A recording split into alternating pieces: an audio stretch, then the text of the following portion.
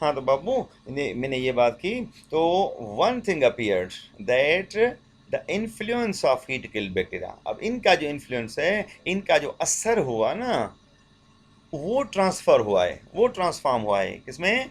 Transform the living cells of R type bacteria. अब वो असर जो लिविंग में ट्रांसफॉर्म हुआ, उस प्रोसेस को क्या कहते हैं? The process in which heat killed bacteria of one type could have heredity effect on bacteria of an other type, that is called transformation. Transformation is a process during which genetic material of one bacterium transfer into another bacterium.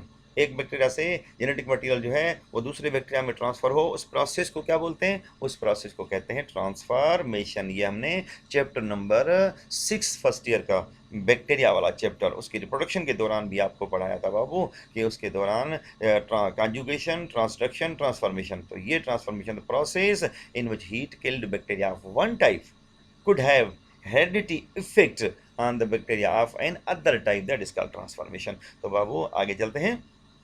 उसके बाद अबेरी, मिकॉटे and MacLeod experiment. After 16 years of Griffith experiment during 1944, they discovered the true identity of transforming substance। ये 16 साल के बाद इन तीनों ने experiment perform किया और ये ट्रू आइडेंटिटी दरियाफ्त की, कि जो गिरफ्त ने एक्सपेरिमेंट आधा छोड़ा था, वो कहा था कि भाई there was something material that transferred from one bacterium to another, there was heat killed bacteria, effect of heat killed bacteria transformed living cells of R type bacteria. वो बात इनके जहन में आ गई, मतलब थी कि वो कौन सी चीज़ थी जो जो मेंडल ने, सॉरी, जिस गिरफ्त ने जिसके बारे में बताया था कि ट्रांसफॉर्मेशन हुई है, वो ट्रांसफॉर्मिंग सब्सटेंस कौन सा है? तो उनके लिए इन्होंने ट्रू आइडेंटिटी हमें बताई बाबू। अब आगे कैसे बताई है? They tested the reactions of heat killed bacteria for their transforming ability and finally they identified that DNA possess the transforming ability. और फाइनली इन्होंने ये आइडेंटिफाई कर लिया एक्सपेरिमेंट के थ्रू कि डीएनए ही है जिसमें ये ट्रांसफॉर्मिंग एबिलिटी मौजूद है। आओ कैसे प्रूव करते हैं? They proved the transforming ability of DNA by using an enzyme called as deoxyribonuclease. आगे मैं आपको दिखाता हूँ तस्वीर भी, उसमें भी आपको क्लियर करवाता हूँ कि अब उस बैक्टीरिया में जारी बात है, लिपिड भी हैं, कार्बोहाइड्रेट भी हैं, प्रोटीन भी हैं, आरएनए भी है, डीएनए भी है, ये सारी चीज़ें हैं। तो उन्होंने सबसे पहले क्या किया था कि कार्बोहाइड्रेट को, लिपिड को वहाँ से रिमूव कर दिया, बाकी बचा प्रोटीन और बाकी बचा आरएनए और डीएनए। ठीक, और वो ही क्रोमोसोम की कंपोजिशन में भी शामिल होते हैं बाबू, ये आपने ध्यान में रखना है। अच्छा, तो इन्होंने क्या किया, उनको निकाल के फिर उनको टेस्ट किया कि प्रोटीन के लिए उन्होंने एक एंजाइम डाला प्रोटीएज, प्रोटीन टूट गया, फिर टेस्ट किया तो ट्रांसफॉर्मिंग एबिलिटी ख़त्म नहीं हुई। अच्छा, फिर क्या किया, आरएनए को तोड़ दिया बाय एंजाइम, आरएनए भी टूट गया। मैं दिखाता हूँ आगे कौन सा एंजाइम है। अच्छा, वो भी टूट गया, फिर भी ट्रांसफॉर्मिंग एबिलिटी खत्म नहीं हुई। फाइनली इन्होंने डीएनए को तोड़ने के लिए एंजाइम यूज किया, इसका नाम है डीऑक्सीराइबोन्यूक्लियेज। अब जब वो एंजाइम यूज किया तो बैक्टीरिया की ट्रांसफॉर्मिंग एबिलिटी जो थी वो लॉस हो गई। अब ट्रांसफॉर्मिंग एबिलिटी जो लॉस हो गई, तो इसे साबित हुआ कि डीएनए जो है वो जेनेटिक मटेरियल है, जिसकी वजह से ये ट्रांसफॉर्मिंग एबिलिटी जो थी वो लॉस हो गई। It has ability to destroy the DNA when they add this enzyme in the culture of the heat killed S type bacteria. Then the transforming ability of bacteria was lost. Therefore, it became clear that DNA must be genetic material. ये बात आपने याद रखनी है। ये देखो तस्वीर, सबसे पहले वो क्या करते हैं, इस बैक्टीरिया की, हीट किल बैक्टीरिया की जो कल्चर है, लिपिड को भी रिमूव किया, कार्बोहाइड्रेट को भी रिमूव कर दिया, बाकी इसके अंदर क्या बचा, इसके अंदर बचा आरएनए, इसके प्रोटीन, आरएनए और डीएनए। ठीक, अब इनको टेस्ट किया। अब प्रोटीन को ख़त्म करने के लिए देखना चाहते थे कि प्रोटीन में तो नहीं है वो एबिलिटी, तो उसके बाद उन्होंने ऐड किया एंजाइम जिसका नाम है प्रोटीएज। ठीक, अब ये एंजाइम जो ऐड किया, सैंपल शुड कंटेन नो, मतलब कि प्रोटीन, प्रोटीन खत्म हो गया। ठीक, अच्छा, उसके बाद भी क्या हुआ कि उन्होंने उसके अंदर ऐड किए आर टाइप सेल्स। जब आर टाइप के सेल ऐड किए तो ए सेल्स अपीयर होना शुरू हो गए। इसका मतलब कि ट्रांसफॉर्मिंग एबिलिटी खत्म नहीं हुई। फिर उन्होंने क्या किया कि ऐड किया राइबोन्यूक्लियस सैंपल में। जब ऐड किया तो sample should contain no RNA, RNA खत्म हो गया इसके अंदर से। आरएनए जब खत्म हुआ फिर क्या किया उन्होंने उस कल्चर के अंदर, फिर ऐड किए R cells, R type cells live. जब ऐड किए तो कुछ टाइम के बाद उसके अंदर एस सेल्स फिर अपीयर होना शुरू हो गए।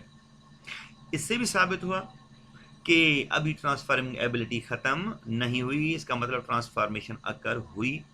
ठीक, इससे साबित हुआ कि ये दोनों तो नए गए काम से, इन दोनों ने, इनमें दोनों में तो ये एबिलिटी है ही नहीं।